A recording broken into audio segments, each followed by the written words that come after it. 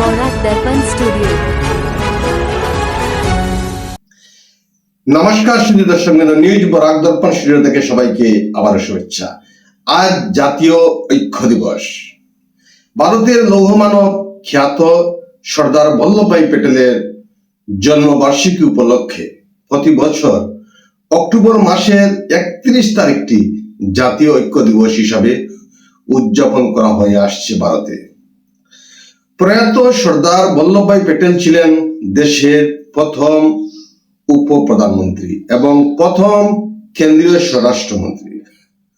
1947 সাল থেকে 1950 সাল পর্যন্ত স্বরাষ্ট্রমন্ত্রী হিসাবে দায়িত্ব পালনকারী প্যাটেল ছিলেন ভারতীয় জাতীয় কংগ্রেসের একজন জ্যেষ্ঠ কংগ্রেস নেতা, যিনি শুধু ভারতের স্বাধীনতা আন্দোলনে গুরুত্বপূর্ণ ভূমিকা পালন করেননি, বরং দেশের ঐক্য ও সংহতি রক্ষার ক্ষেত্রেও অসাধারণ অবদান রেখেছেন।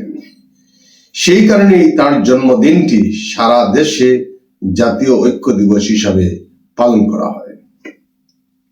স্বাধীনতা আন্দোলন ও 1947 সালের ভারত পাকিস্তান বিভাজনের সময়ে রাজনৈতিক সংহতির জন্য জাতীয় কংগ্রেসের রক্ষণশীল নেতা বল্লভভাই প্যাটেলের নেওয়া দৃঢ় অবস্থানের কারণেই তিনি সর্দার অর্থাৎ নেতা উপাধি লাভ করেন।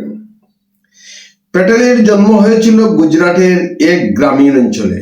তিনি শুধু সফল আইনজীবী ছিলেন না, অসহযোগ আন্দোলনে কৃষকদের নেতৃত্ব দেন গুজরাটে। তাছাড়াও ভারতীয় জাতীয় কংগ্রেসের 49তম সভাপতি হিসাবে প্রভাবশালী নেতার স্বীকৃতি লাভ করেছিলেন। ব্রিটিশ প্রশাসনের বিরুদ্ধে ঐক্যবদ্ধ লড়াইয়ে তিনি সক্ষম হয়।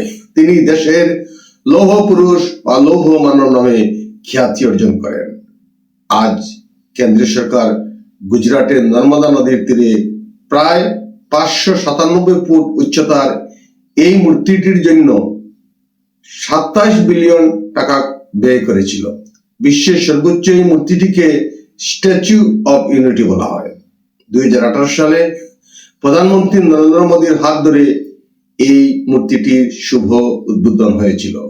প্রতি বছর জাতীয় ঐক্য দিবসে প্রধানমন্ত্রী এই মূর্তিটির পাদদেশে সর্দার বল্লভভাই প্যাটেলকে শ্রদ্ধাঞ্জলি নিবেদন করেন।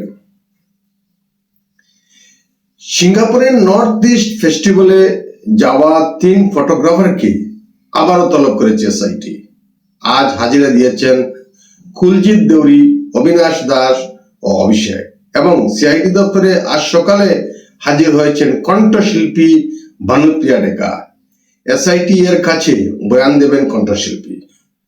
আজ আবার সিআইডি দপ্তরে বয়ান দেবেন ডক্টর বড়ুয়া। যুবনের মৃত্যু রহস্য উদ্ঘাটন করতে আরো বহুজনকে তলব করবে সিআইডি। আজকের সংক্ষিপ্ত প্রতিবেদনে এখানেই বিদায় নিচ্ছি। সবাইকে নমস্কার। নিউজ বরাক দর্পণ স্টুডিও।